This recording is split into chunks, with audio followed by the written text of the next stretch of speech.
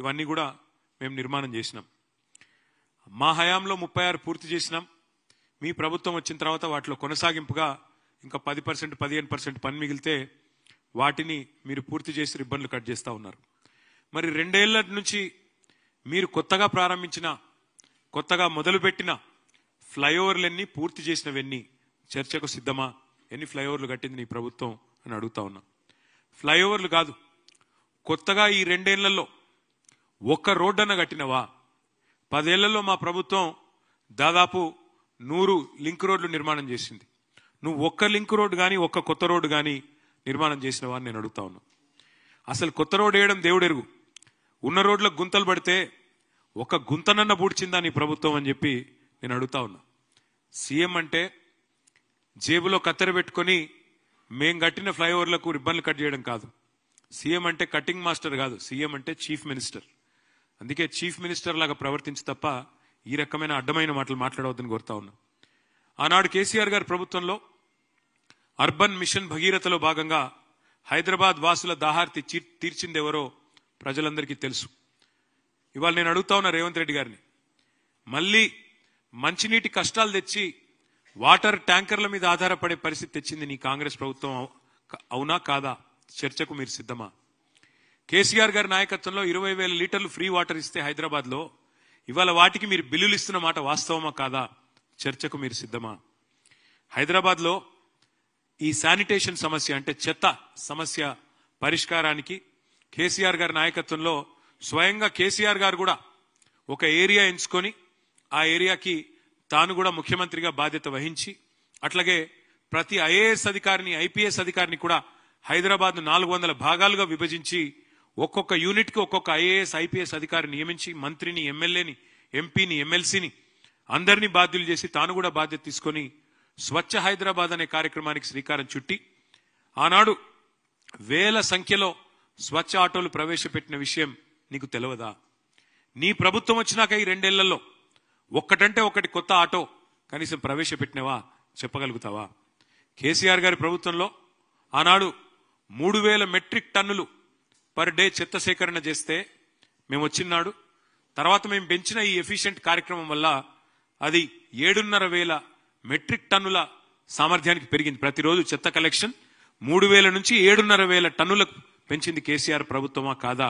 అసలు నీ ప్రభుత్వం వచ్చినాక నువ్వు శానిటేషన్ మీద చేసింది ఏంది చెప్పే సత్తా నీకుందా అని అడుగుతా ఉన్నా. అట్లాగే మా ప్రభుత్వం ఉన్నప్పుడు కేసీఆర్ గారి నాయకత్వంలో స్వచ్ఛ సర్వేక్షణ అని కేంద్ర ప్రభుత్వం ఒక పథకం చేస్తుంది, ఒక సర్వే చేస్తుంది. స్వచ్ఛ సర్వేక్షణలో మా మున్సిపల్ డిపార్ట్మెంట్ ఆనాడు 34 అవార్డులు సాధించింది. బెస్ట్ మెట్రోగా హైదరాబాద్ అవార్డులు సాధించింది. 5 ఏళ్ల పాటు వరుసగా best quality of living in India ఉన్న నగరం ఏంది అని మెర్సర్ అనే సంస్థ సర్వే చేస్తే నంబర్ 1 సిటీగా హైదరాబాద్ వచ్చింది. ఈ అన్ని విషయాల్లో చర్చకు నువ్వు సిద్ధమా నేను అడుగుతా ఉన్నా. మా ప్రభుత్వం ఉన్నప్పుడు స్ట్రాటజిక్ నాలా డెవలప్మెంట్ ప్రోగ్రామ్ అని పెట్టాం. ఒక 2,000 కోట్లు ఖర్చు చేసినాం. నీ ప్రభుత్వం వచ్చినాక రూపాయి ఖర్చు చేసినావా ఎస్ఎన్డిపి కింద? నేను సవాల్ చేస్తున్నా, చర్చకు సిద్ధమా అని అడుగుతా ఉన్నా. 10 ఏళ్లు కేసీఆర్ గారి నాయకత్వంలో హైదరాబాద్ ను ఒక క్లీన్ సిటీగా తీర్చిదిద్దితే ఇవాళ దాన్ని మురికి కూపం చేసింది నీ ప్రభుత్వం కాదా? ముఖ్యమంత్రిగానే కాదు మున్సిపల్ మంత్రిగా కూడా మీరు విఫలమైన మాట వాస్తవమా కాదా నేను అడుగుతా ఉన్నా. 10 ఏళ్లలో కేసీఆర్ గారి ప్రభుత్వం 1,00,000 డబుల్ బెడ్రూమ్ ఇల్లు కట్టింది హైదరాబాద్ లో. ఒక్క హైదరాబాద్ లో 1,00,000 డబుల్ బెడ్రూమ్ ఇల్లు కట్టింది. ఇవాళ నేను రేవంత్ రెడ్డి గారిని అడుగుతా ఉన్నా, మేము 1,00,000 డబుల్ బెడ్రూమ్ ఇల్లు కడితే నువ్వు కనీసం ఒక్క ఇల్లు కట్టినావా 2 ఏళ్లలో హైదరాబాద్ లో? దమ్ముందా? సమాధానం చెప్తావా?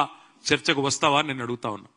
ఒక ఇల్లు కట్టలేదు కదా, ఇంకా 1000 ఇండ్లు కూలగొట్టిన దౌర్భాగ్యపు చరిత్ర నీది కాదా? నీ ప్రభుత్వాన్ని కాదా? ఇందిరమ్మ రాజ్యం పేరిట ఇండ్లు కూలగొట్టిందే తప్ప ఒక్క ఇల్లు కట్టినవా అని నేను అడుగుతా ఉన్నా.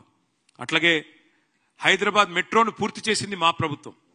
2017లోనే మొదటి దశ ఇనాగరేట్ చేసి 2021లో రెండో దశ ఇనాగరేట్ చేసి మొత్తం 70 కిలోమీటర్లకి మెట్రోను తీసుకొని పోయింది మా ప్రభుత్వం, కేసీఆర్ గారి ప్రభుత్వం. కానీ నువ్వేం చేసినావు? ఆ మెట్రో సీఎఫ్ఓని బెదిరించి, ఎల్ఎన్టీ సీఎఫ్ఓని బెదిరించి జైల్లో పెడతా అంటే ఇవాళ ఎల్ఎన్టీ వాళ్ళు పారిపోయే పరిస్థితి వచ్చింది. మెట్రో వదిలిపెట్టింది వాస్తవం కాదా? చర్చకు వస్తావా ఈ విషయంలో అని చెప్పి రేవంత్ రెడ్డి గారిని అడుగుతా ఉన్నా. ఒకనాడు కాంగ్రెస్ ప్రభుత్వం ఉన్నప్పుడు పవర్ హాలిడేలు పారిశ్రామికవేత్తలకు, వారానికి 2 నుంచి 3 రోజులు పవర్ హాలిడేలు. ఆ పరిస్థితి తీసేసి 24 గంటలు నాణ్యమైన కరెంట్ ఇచ్చింది కేసీఆర్ గారి ప్రభుత్వం. మొత్తం ఒక హైదరాబాద్లోనే కాదు, రాష్ట్రంలోని అన్ని పట్టణాలు హైదరాబాద్తో సహా అన్ని పల్లెలు ఎల్ఈడి దీపాలు పెట్టి, లక్షలాది ఎల్ఈడి లైట్లు పెట్టి మొత్తం తెలంగాణని దేదీప్యమానం చేసింది మా ప్రభుత్వమా కాదా? ఈ విషయంలో చర్చకొస్తావా? ఈ 2 ఏళ్లలో నీ ప్రభుత్వం ఒక్క ఎల్ఈడి లైట్ అన్న ఎక్కడన్నా పెట్టిందా? చర్చకొస్తావా రేవంత్ రెడ్డి అని నేను అడుగుతా ఉన్నా. ఆనాడు కరెంటు కోతలతో, జనరేటర్లతో, ఇన్వర్టర్లతో, కరెంటు కోతలతో ప్రజల బతుకుని అతలాకుతలం చేసింది నీ కాంగ్రెస్ పార్టీ. ఎవరి హయాంలో విద్యుత్ వెలుగులు కొనసాగినాయో, ఎవరి హయాంలో విద్యుత్ కోతలు, కరెంటు కష్టాలతో ఇబ్బంది పడ్డారో ఈ విషయంలో చర్చకు వస్తావా అని నేను అడుగుతా ఉన్నా. ఆనాడు కేసీఆర్ గారి ప్రభుత్వంలో కాంక్రీట్ జంగల్ గా మారిన హైదరాబాద్ లో 108 అర్బన్ లంగ్ స్పేస్లు, కొత్త అర్బన్ పార్కులు ఏర్పాటు చేసింది మా ప్రభుత్వం. ఇలా నీ ప్రభుత్వం వచ్చినాక కొత్తది ఒకటన కట్టినావా? కొత్తది ఒక్క పార్క్ అన్న కట్టినావా? నేను అడుగుతా ఉన్నా. అట్లాగే green city of the world, tree city of the world గా హైదరాబాద్ అవార్డులు అందుకున్నది కేసీఆర్ గారి నాయకత్వంలో. హైదరాబాద్ నగరం లోపల, ఓఆర్ఆర్ లోపల 147% గ్రీన్ కవర్ పెంచింది కేసీఆర్ ప్రభుత్వం. ప్రతి మున్సిపాలిటీలో ఒకటి కాదు, పలు నర్సరీలు పెట్టి, ప్రతి గ్రామంలో నర్సరీలు పెట్టి భారతదేశంలోనే అత్యధికంగా 16,000 నర్సరీలు ఉన్న రాష్ట్రం తెలంగాణ. కేసీఆర్ గారి నాయకత్వంలో నీ ప్రభుత్వం వచ్చినాక ఒక్క నర్సరీ పెట్టినావా? కొత్తగా చర్చకొస్తావా? నేను అడుగుతా ఉన్నా. అట్లాగే అసలు కొత్త చెట్లు పెట్టడం కాదు, ఉన్న చెట్లను నరికేసి 10,000 కోట్లకు కకృతిబడి హైదరాబాద్ సెంట్రల్ యూనివర్సిటీలో అక్కడ ఉండే జీవ వైవిధ్యాన్ని విధ్వంసం చేసిన దుర్మార్గుడివి నువ్వు కాదా? హైదరాబాద్ సెంట్రల్ యూనివర్సిటీ విద్యార్థులు తిరగబడితే ఆఖరికి సుప్రీంకోర్టు చెప్పేదా